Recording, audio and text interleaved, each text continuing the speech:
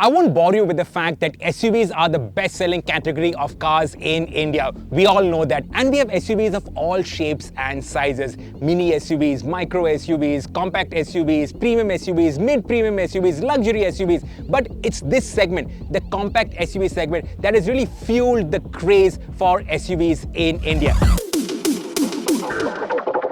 And the reason why we are doing this test is because we have a new Nexon. Okay, it's a facelifted Nexon, but it looks really cool on the outside. It's got a new interior. It's got a DCT gearbox. Can it still hold its own in this segment? Can it still maintain its position as the best-selling SUV, not just in the compact SUV segment, but in the SUV segment per se? Let's find out in this video. But before we go ahead, don't forget to hit that bell icon, share this video with like-minded enthusiasts, stay subscribed to the Evo India channel. And if you want to watch this video in Hindi, we've just launched our Hindi channel, Evo Bharat, where we've got the same compact SUV comparison test. And both these videos are going to start in proper Evo fashion with a drag race.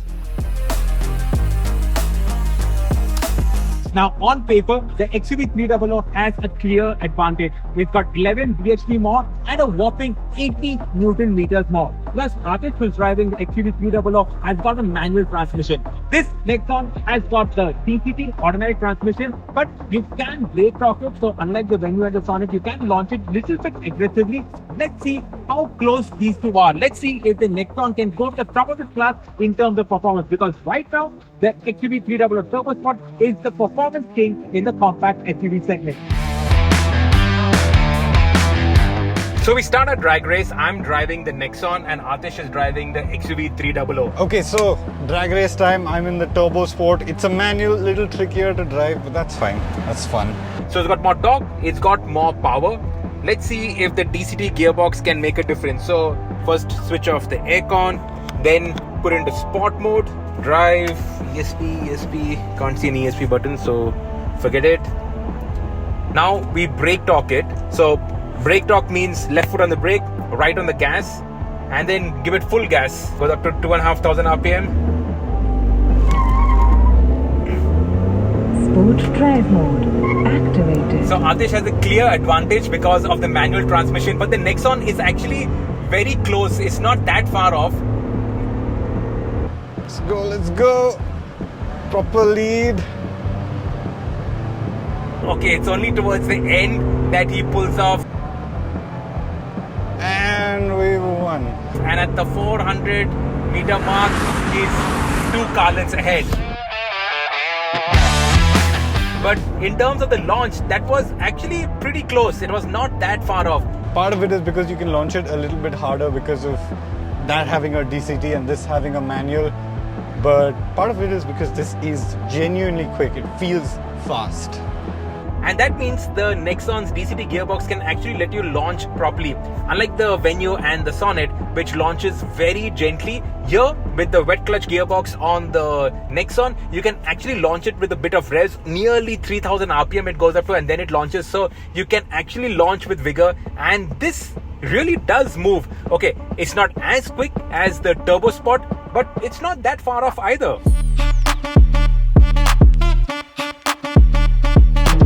We start our driving impressions with the newest car in this test, the Nexon. Now, if you recall, the Nexon has been around for a while, but it's remarkable the transformation that Tata Motors' designers have managed to make with just a facelift. This is the second facelift on the Nexon, and this looks nothing like the earlier Nexon.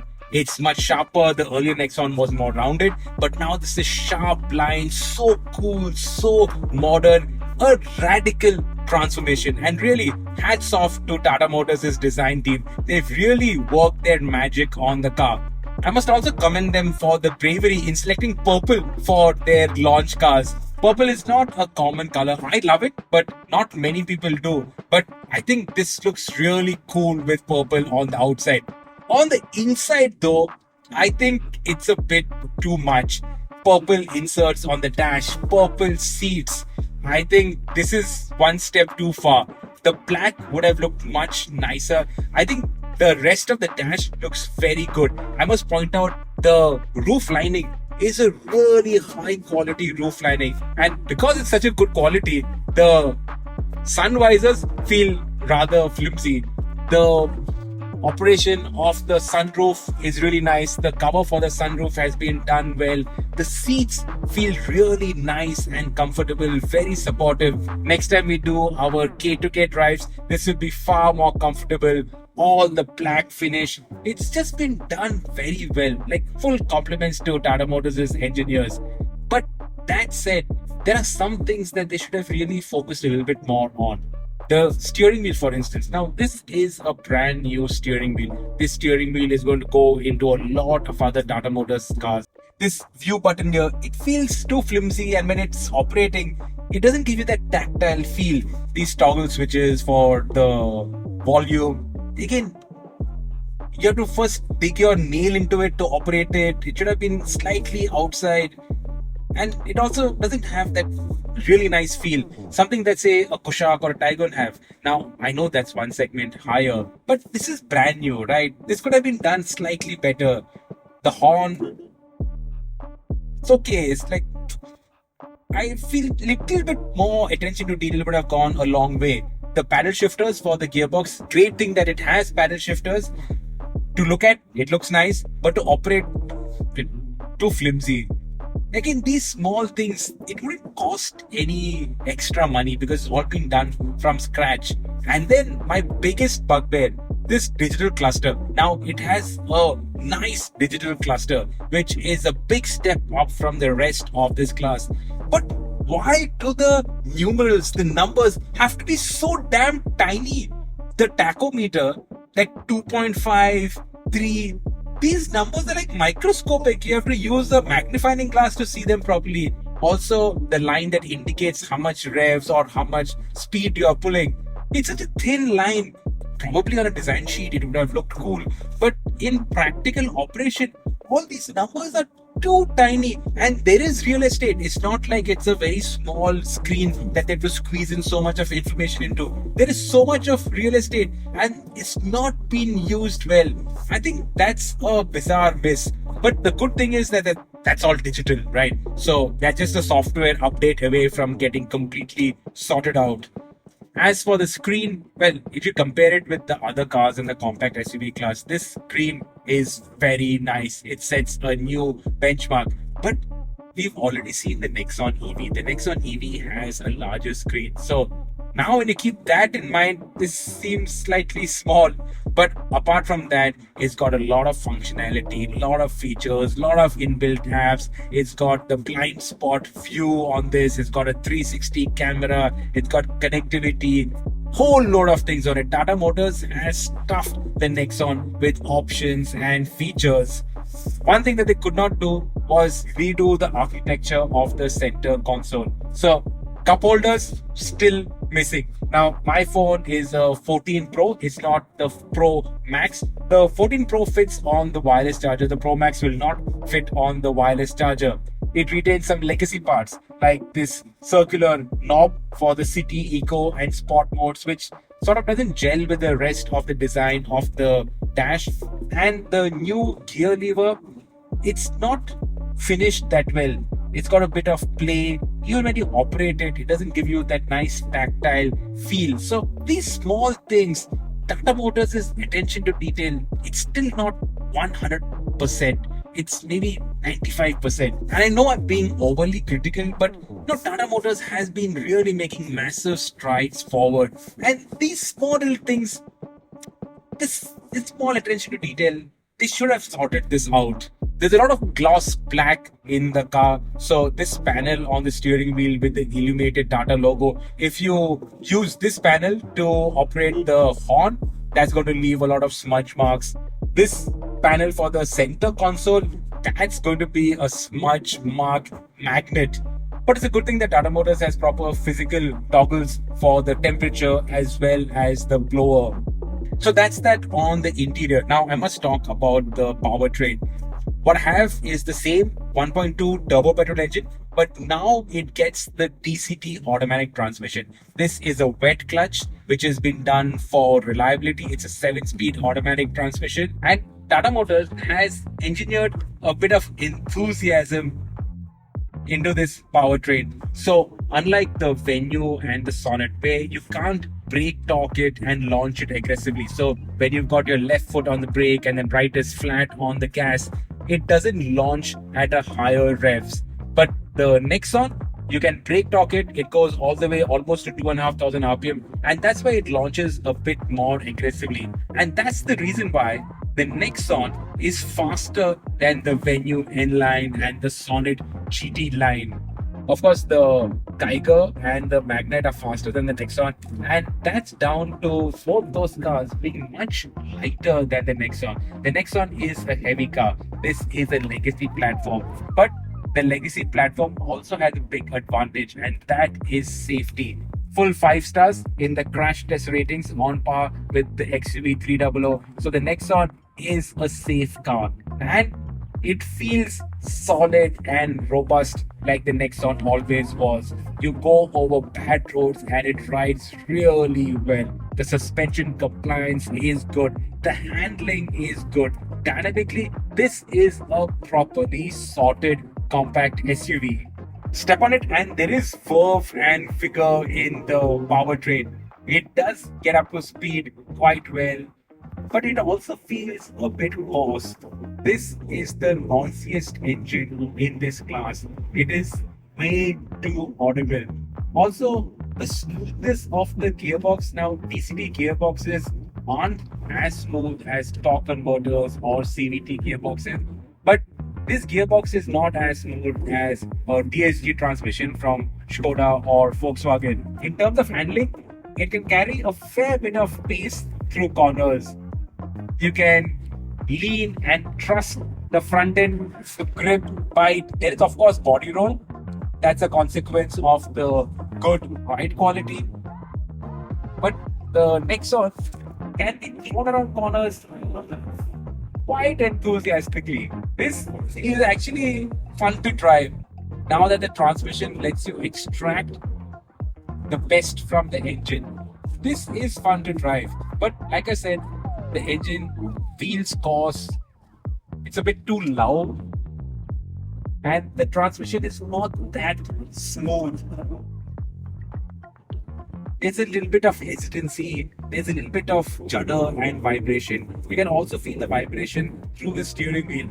I'm in 4th gear now doing 5,000 RPM. I can feel vibrations through the steering wheel. It's not annoying, it's not irritating, but it's there. And it's our job as automotive critics to point out these things. It rides those bumps very well. Overall, I'm very impressed with the Nexon. This is the best-selling SUV in the country right now, and everything that Tata Motors have done to it will ensure that it continues to maintain that position.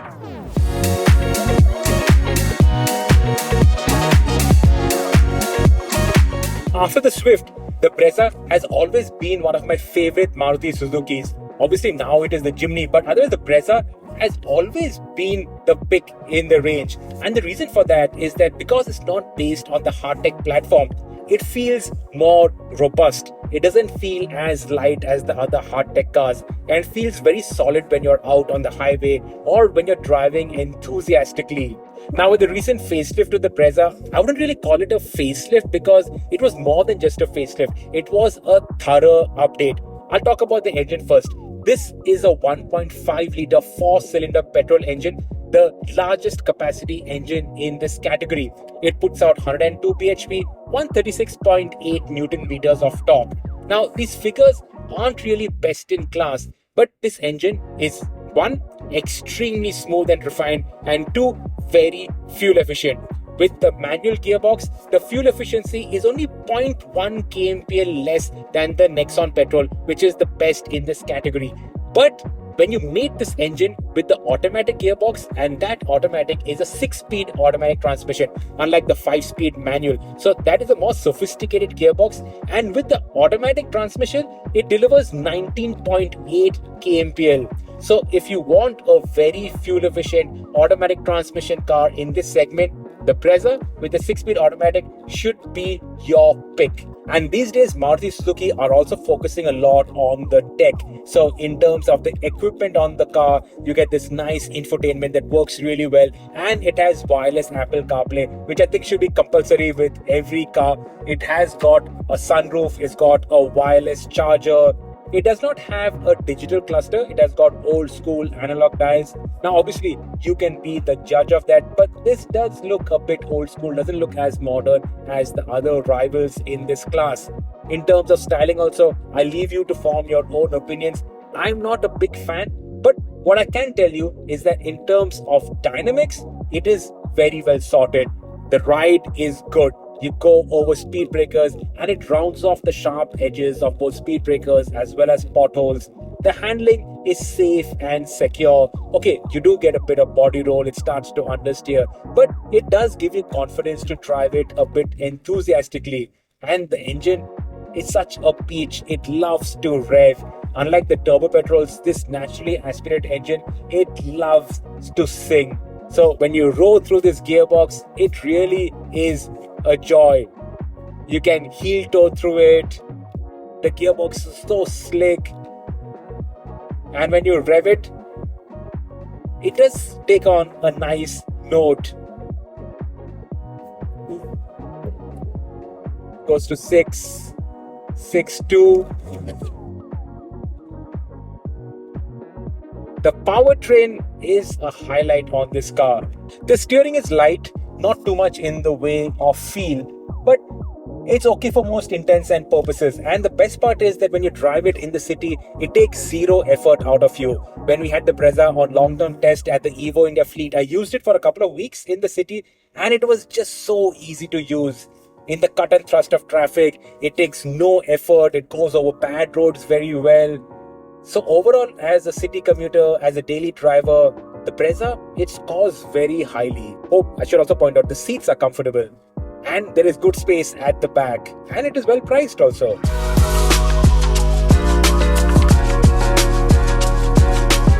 Sit in the Sonet and the first thing that you notice is this massive 10.25-inch infotainment screen.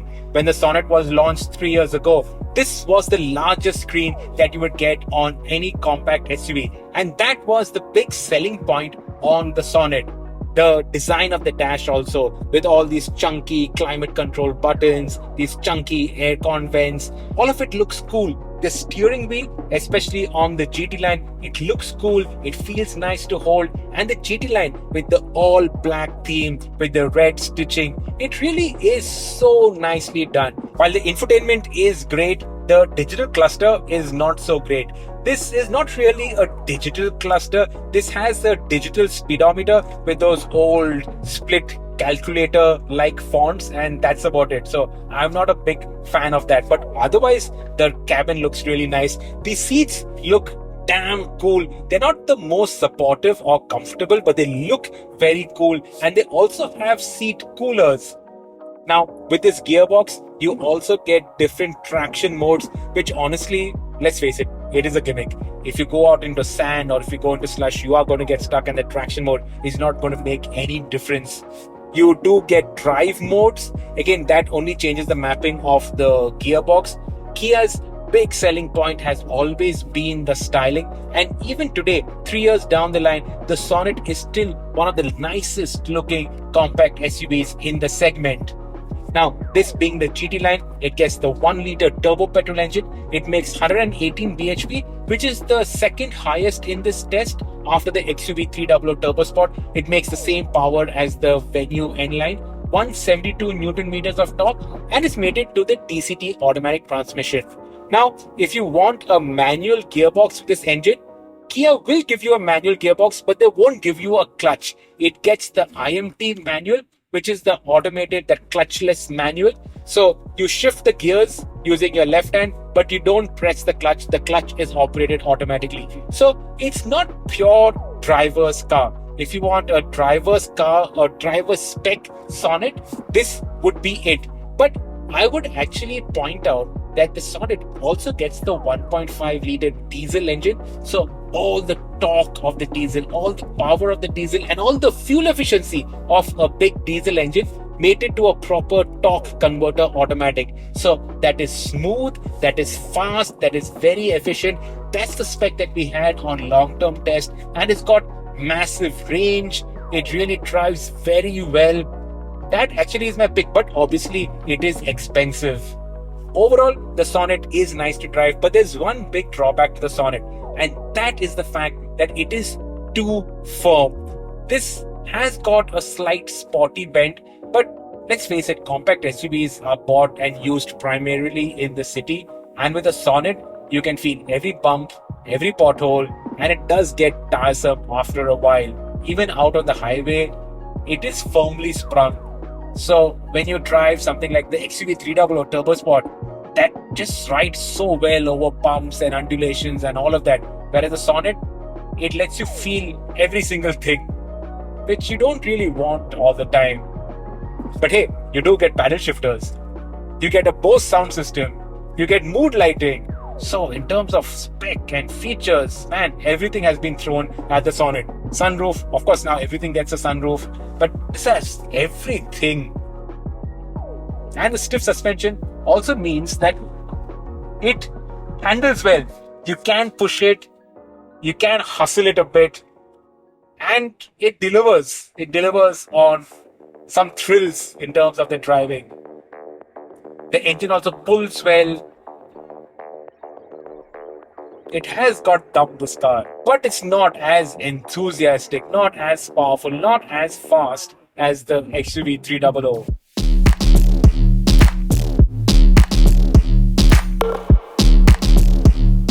The headline on the Nissan Magnite is the pricing. The range starts at 6 lakhs and goes all the way up to 11 lakhs. And that makes this version, the fully loaded version, at 11 lakhs much cheaper than the other compact SUVs that we have on test. And I must point out that it doesn't feel terribly cheapened out on the interior. Of course, you have hard plastics, there are no soft touch plastics anywhere, but the screen size is okay. The resolution is not great, but it's got CarPlay, that is good enough. You have a digital cluster, and this is done nicely with all these colors and the graphics, so it looks good. In fact, it looks better than the Sonet. You don't get a Bose sound system, but you do get a JBL sound system, so you also get a branded sound system on the Magnite. You do get a wireless charger. You don't have a sunroof, but the seats are nice and comfortable. It is not cooled, but these are nice seats. And overall, the Magnite is actually nice to drive, and that is primarily because this is a very light SUV.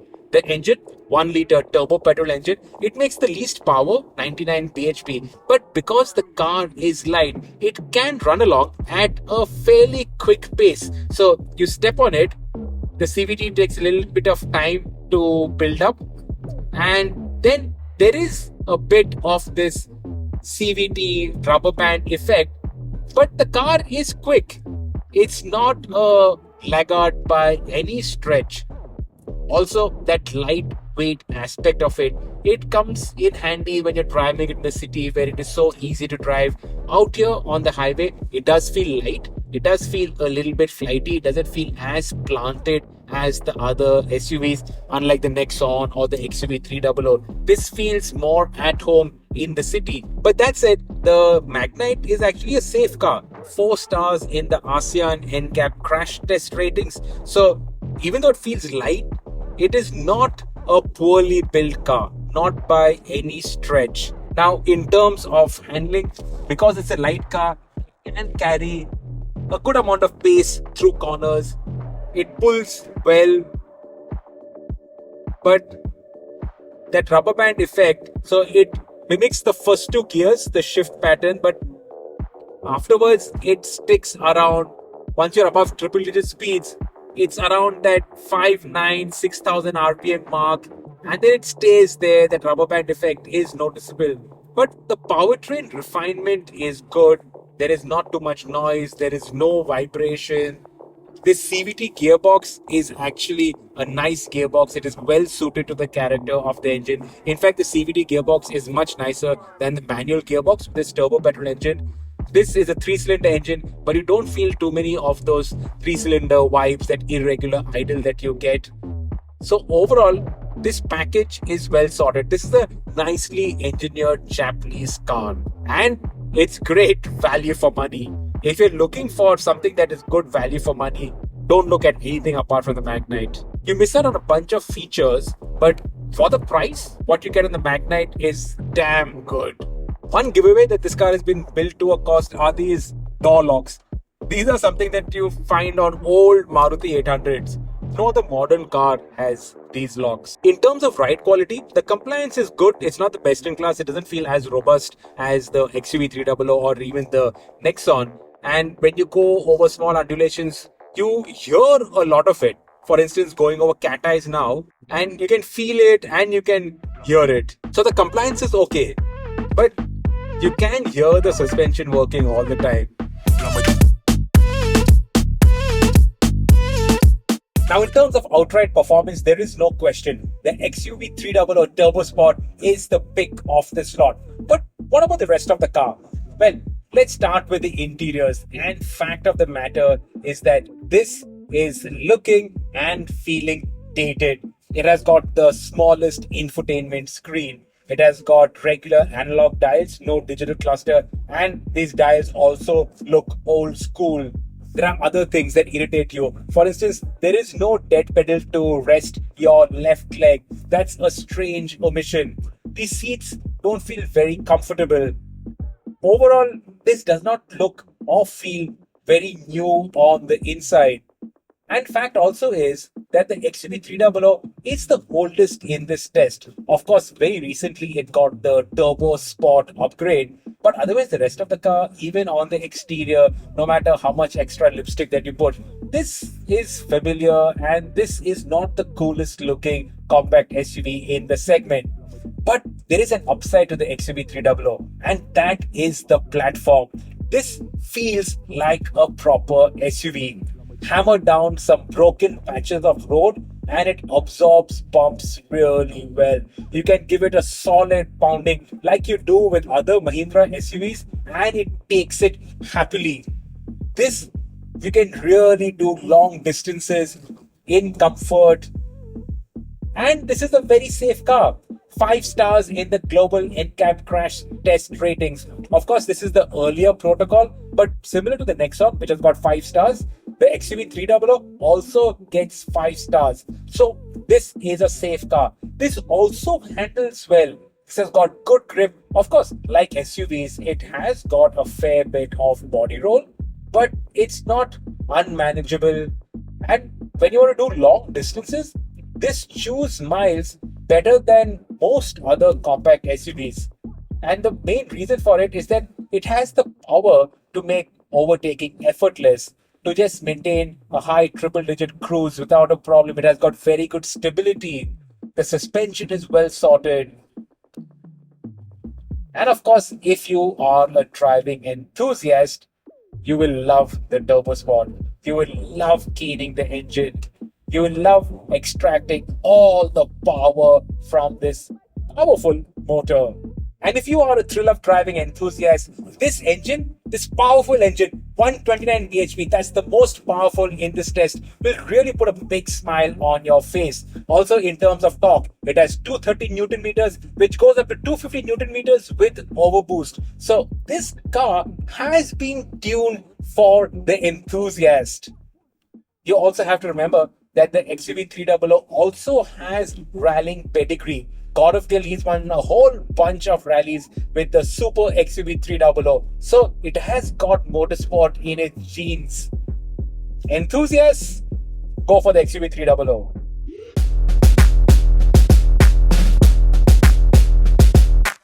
I've got really fond memories of the Kiger. When the lockdowns lifted, our first big road trip was in the Kiger. 28 states, 28 plates, driving all over the country to sample the different food that you find in different states. That was from behind the wheel of the Kiger, and I had an absolute blast. Now, the takeaways from that drive: the Kiger, light, easy to drive, good in terms of fuel efficiency, good in terms of performance as well.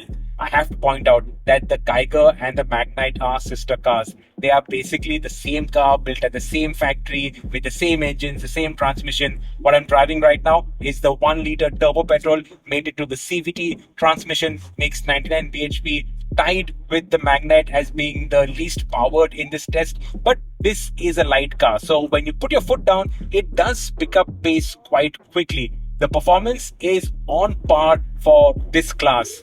The CVT gearbox, it is smooth. The only real drawback is when you step on it, that's when you get that typical rubber band effect of CVT gearboxes. Otherwise, when you're driving it normally on the highway as well as in the city, and this works really well in the city, it's a really nice car to drive in the city.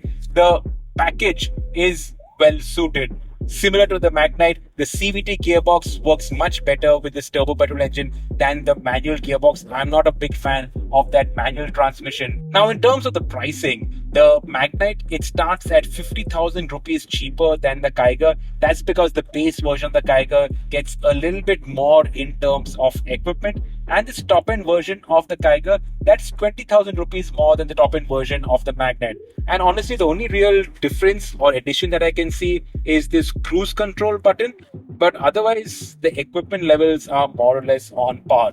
No sunroof, you get the same infotainment with the resolution being average, not very good. You get CarPlay, wireless CarPlay. You don't get a branded sound system. In the Magnite, you get the JBL sound system. Here, there's no branding, but the audio quality is more or less on par.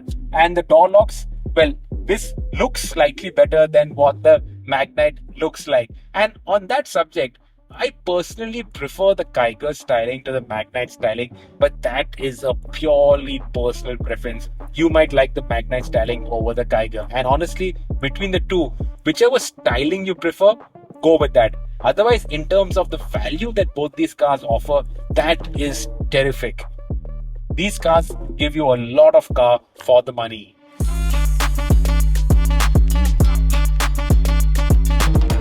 It's not audible through the mics, but I can hear that slight sporty gurgle coming out of the exhaust. This is the Venue N-Line, the go faster Venue. Now, in terms of the outright power, nothing has changed. Power, torque, all of that remains the same. The mechanicals remain the same DCT gearbox. But what Hyundai have done is stiffened up the suspension slightly, given that slight gurgle to the exhaust, also given a little bit more weight to the steering, and all of it adds a nice sporty touch to the Venue. They've also given it a lot of styling elements to go with that N-Line. So on the insides, you have all this red accents, same red accents carry over to the exterior. So overall, this car does look cool. And plus, with the facelift, with that connected tail lamp, all of that really makes the Venue N-Line a head turner.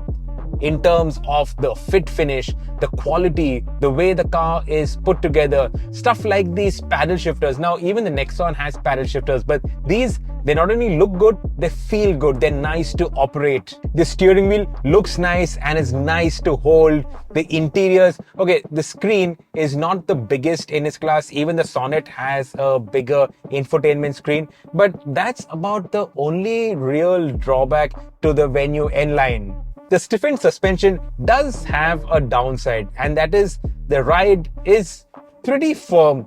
On the highway, the expansion joints when you go over the overbridges, you can feel all of it. You hit it really hard and you also get thrown around a fair bit. So the sportiness does come at a price, but then you also get sharper handling, and that is a good trade-off. Now, if you look at the performance figures, the Venue and even the Sonet, both are more or less on par, and neither are the fastest. In fact, the XUV300 is the quickest, then you have the Kiger and the Magnite, then you have the Nexon, and then you have the Venue and the Sonet. And the single reason why the Venue N-Line and even the Sonet don't really clock scorching 0 to 100 or even quarter mile times is that you can't launch it aggressively. The Nexon also, you can brake torque it. The Nexon also has a DCT gearbox and you can brake torque it, so you can launch at a slightly higher RPM. But here, there is no brake torquing. You can't launch at a higher RPM. That's obviously been done to save the gearbox. So the launch is very gentle. And then when it goes past 1500, 2000 RPM, that's when the boost kicks in and then it starts to move really nicely. So the roll-on times are strong. The flexibility of the engine is strong. But you're not going to launch it hard and fast out of the traffic lights. And that's the only real frustrating aspect of the Venue N-Line. Surprisingly, the Venue N-Line does not have seat coolers, whereas the Sonet has seat coolers. Also, if you look at the digital cluster, this is not as well executed as the Nexons. Okay, the Nexon has its faults, the numbers are too small, but that's a proper digital cluster. This is sort of like a in-between, not a proper digital cluster, and I don't like the fonts. These old calculator kind of fonts, I'm not a fan of it. Anyway, good thing now we are here at a bunch of corners, so it's a good time to talk about the improved handling on the Venue N-Line. Throw it into this right-hander, and it grips better than the Nexon. There is less tire squeal. There is more inherent bite, mechanical bite in the chassis. It doesn't work the tires too hard, and it can carry more speed around corners. It's definitely faster and more enthusiastic. It's more agile as well. So the N-Line badge, it does do justice to it. So to summarize the Venue N-Line, sharp handling, a very nice powertrain once you get going, obviously, because launch is not its forte. Nice gearbox, really good mechanical package, refined, no hesitancy from the gearbox, looks good on the outside, nice on the inside. The ride is a bit too firm for my liking, especially if you're going to be using this within the city most of the time. But otherwise, in all respects, the Venue N-Line is a very nice compact SUV. Plus the space. The space at the back is not as good as the Nexon. So to conclude, does the Nexon still remain king of this segment? Well, to be honest, it does. The styling has moved the game on. The interiors are very nice. The Nexon always had its strengths in terms of the ride and handling, the competence of the package, the safety, and all that remains with this facelift. Plus, the addition of the DCT gearbox actually helps harness the performance of the engine. Of course, in terms of refinement, it's not best in class. Little bit work needs to be done in terms of finishing of the interiors. But overall, the package is seriously good. Something that you should consider if you're looking at buying a compact SUV. As for the other rivals, the Venue, it comes very close, especially the Venue N-Line in terms of us enthusiasts, the way the package has been put together, the refinement, the performance. Once you start going, obviously, because the launch is not as strong, but everything else really works well on the Venue, except for the fact that it is a little too firm and the space is not as generous as the Nexon. If you are a driving enthusiast, then definitely you should be looking at the XUV300. It really lights the fires of the enthusiast. It is quick, it is enthusiastic, it handles well, it rides well. The safety of the package is very good. So that's the thrill of driving benchmark. I must also point out that the Brezza, that is the most sensible decision over here. It's fuel efficient, the powertrain is the most refined, it is creamy, the ride quality is good, it now has features, and it's a Maruti. Nothing ever goes wrong with a Maruti. And I must also point out that the Kiger and the Magnite, those two offer excellent value for money without feeling cheap. Now, between the two, which one should you pick? Well, go with whichever styling you prefer. Otherwise, the cars are the same. But you cannot go wrong with these cars because the value they offer is on par. And that's it for our mega compact SUV comparo. The Nexon is still king of the hill.